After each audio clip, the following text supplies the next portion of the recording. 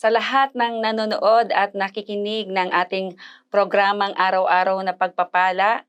And I believe na ang bawat isa sa atin ay tunay nga na patuloy na pinagpapala ng ating Panginoon sa pamagitan ng kanyang salita na ating naririnig araw-araw.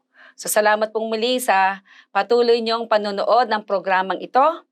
At sa araw na ito, bago ko po i-share yung aking salita ng Diyos na ibabahagi, ay tayong po muna ay manalangin. Hallelujah! Father, in Jesus' name, Lord, salamat po Panginoon sa umagang ito, O Diyos, sa araw na ito. Salamat po Ama na sa iyo po namin ipinagkakatiwala, Panginoon Lord God, ang araw na ito. At salamat po Ama sa salita na ipagkakalo mo po sa amin, O Diyos, and we pray, we believe, O Lord God, na ito, O Diyos, ay maging kalakasan ng bawat isa sa amin, O Lord God, especially ang aming mga spiritual na buhay, O Lord God. Salamat po, Lord, sa pangalan ni Jesus. Amen. So sa araw na ito, ang title po na ibabahagi ko ay, What do you expect? Parang tanong po, di po ba? Ano ang inaasahan mo? Ang sabi po sa John 16:33, sabi po dito, In the world, you will have tribulation, but be of good cheer. I have overcome the world. So sa Tagalog po, magdaranas kayo ng kapighatian sa mundong ito. Ngunit tibayan ninyo ang inyong loob na pagtagumpayan ko na ang sanlibutan. Amen. So doon po sa aklat ni C.S. Lewis, ay may isi-share lang po ako na ang title po doon ay God in the Dark. So nakasulat doon na i-imagine daw po natin yung set ng pareho yung set ng tao na pareho silang nakatira sa parehong building. So ang kalahati daw po ay iniisip nila, yung kalahati nakatira doon sa isang building na iniisip nila na sila ay parang nakatira sa hotel. At yung kalahati naman po, iniisip nila na sila ay parang nakatira sa kulungan. Di po ba once na tayo ay, for example, tayo ay may pununtahang isang lugar na kung saan wala tayong pwedeng matulugan o matuluyan kundi hotel lamang, di po ba? Di ba pag tayo nagstay ng hotel, hindi naman po ito pang matagalan. Tama po ba? Na kung saan ang pag-stay natin doon ay ilang saglit lang o ilang araw lang. So yun daw po ang mga nakatira sa hotel na kung saan sila ay hindi matagalang mag-stay doon. At yung mga nakatira naman po sa kulungan, di po ba ang isang tao na nakulong na dahil siya ay merong kasalanan, siya ay ikukulong, di po ba ang mga nakatira sa kulungan ay parang talaga naman pong sila ay sobrang naiinip at hindi po sila komportable na mag-stay sa kulungan. Tama po ba? So matalino na ginamit ni Lewis ang kaibahan na ito sa pagitan ng isang hotel at ng isang bilangguan upang ilarawan kung paano natin tinitingnan ang buhay-buhay na ating inaasahan.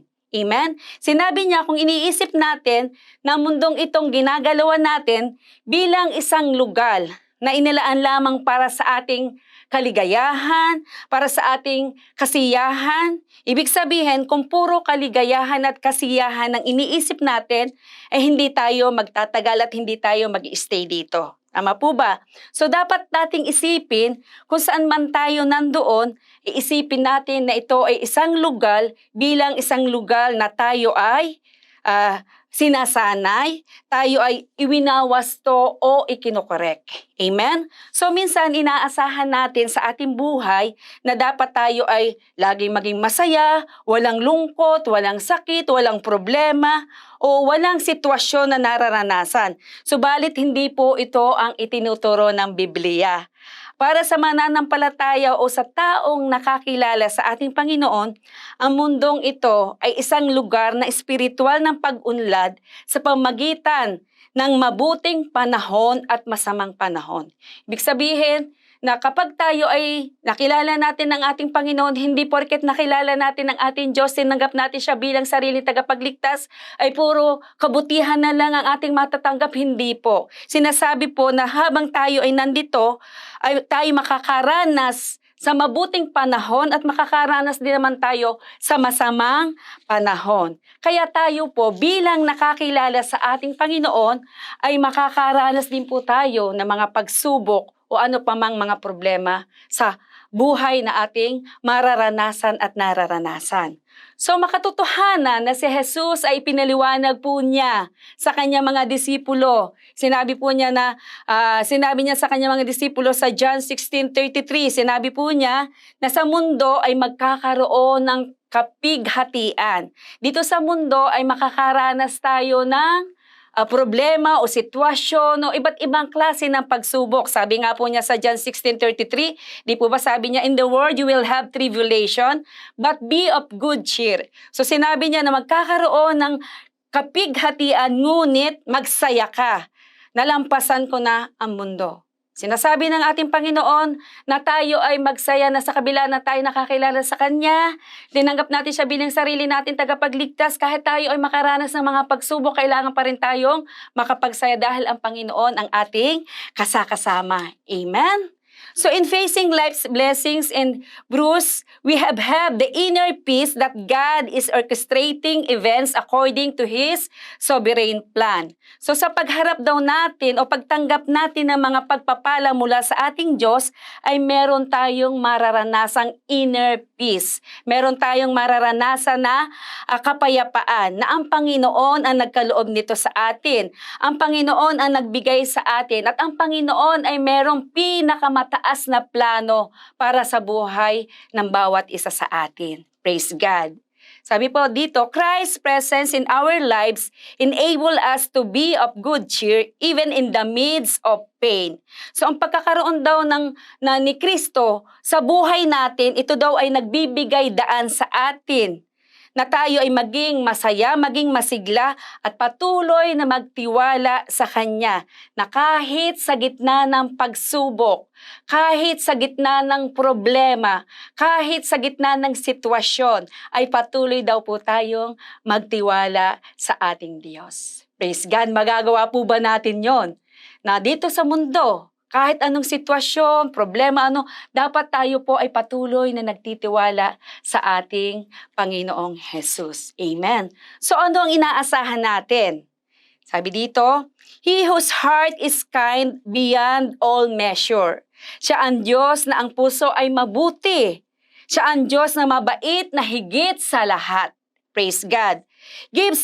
Sunod pa po, gives unto each day with He deems best. Binibigay niya sa atin sa bawat araw kung ano ang inaasahan niyang pinakamahusay o pinakamabuti sa bawat isa sa atin. Alam niyo po, alam ng Panginoon kung ano man yung ating mga pangailangan. Alam ng ating Diyos kung ano yung ating hinihiling sa Kanya. Sabi nga po niya dito, ibibigay daw niya ang pinakamahusay o mabuti para sa atin.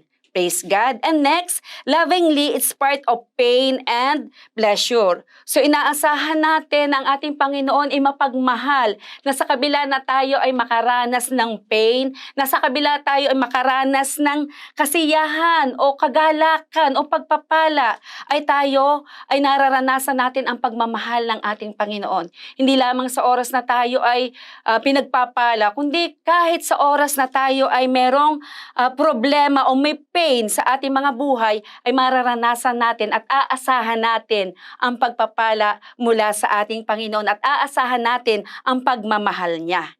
Praise God. And in the midst of trouble, we expect peace from Jesus. So sa gitna ng kaguluhan, inaasahan natin ang kapayapaan mula sa ating Panginoon. Matatagpuan natin ang kapayapaan mula sa ating Diyos. So kung ano man ang nararanasan mo sa mga panahong ito, kung ano man ang kabigatan na daladala mo, kung ano man ang problema na iyong nakakaharap sa mga oras na ito at sa mga sandaling ito, patuloy lang po nating ilapit at ipagkatiwala sa ating Panginoon.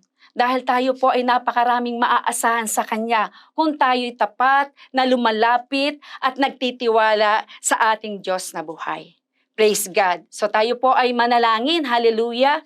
Father, in Jesus' name, Lord, salamat po Panginoon sa araw nito, O Diyos. Dalangin ko po, O Diyos, na kung meron mang nakatunghay sa mga sandaling ito, O Lord God, na siya ay nakakaranas ng kakaibang pagsubok.